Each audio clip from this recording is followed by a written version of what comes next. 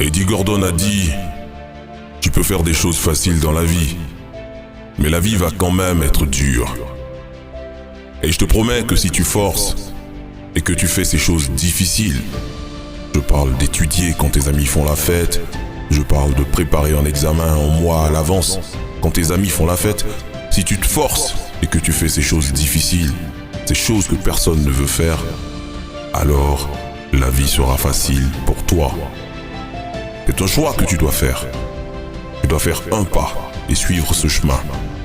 Emprunte cette route solitaire, sombre et froide, cette route que tant de gens ne veulent pas prendre. C'est là que tu vas vraiment découvrir qui tu es.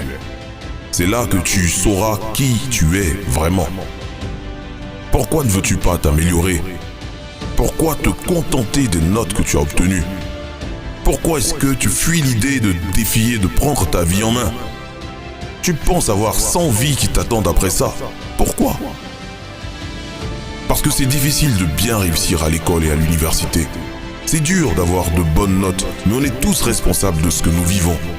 Et quand on est responsable, on se dit que c'est dur, mais qu'on va réussir. Ne laisse rien t'arrêter. Il n'y a pas de chemin facile. Quel est le moyen le plus facile de faire changer tes notes? C'est ton attitude. Tu décides. Tu ne travailles pas à ton plein potentiel. Tu décides.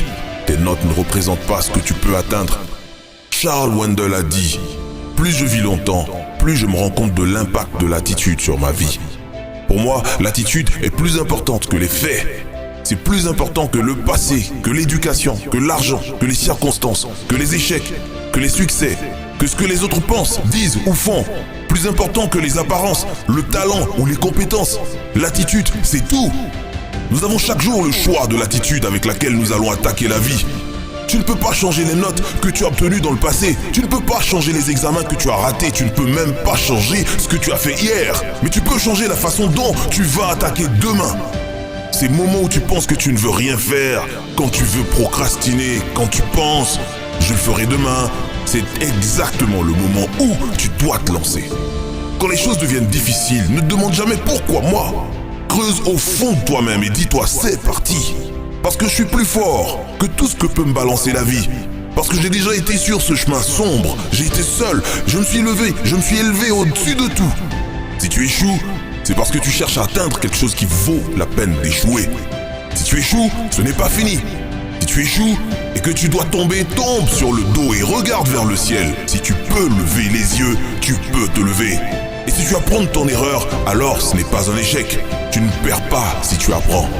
Prends la vie par les cornes et fonce. Arrête d'attendre, arrête de chercher l'approbation des autres. Tente ta chance, prends un risque. Il n'y a rien de pire que le regret et de penser à ce qu'on aurait pu être si on avait essayé. Veux-tu vraiment ce à quoi tu penses? Ou tu ne fais qu'en parler? Tu étudies pour l'obtenir? La gloire n'est pas un long fleuve tranquille, la gloire est pleine d'adversités et d'obstacles. Veux-tu vraiment ce à quoi tu penses? Es-tu déterminé à obtenir des notes extraordinaires? Quand tu te lèves le matin, ne regarde pas tes mails, ne regarde pas ton téléphone, oublie les réseaux sociaux, ne pense pas aux problèmes d'hier et aux obstacles d'hier, tu dois te concentrer. Tu dois prendre la décision d'arrêter de trouver des excuses et de prendre les choses en main. Il n'y a personne dans ce monde qui va aller chercher les choses que tu veux pour toi.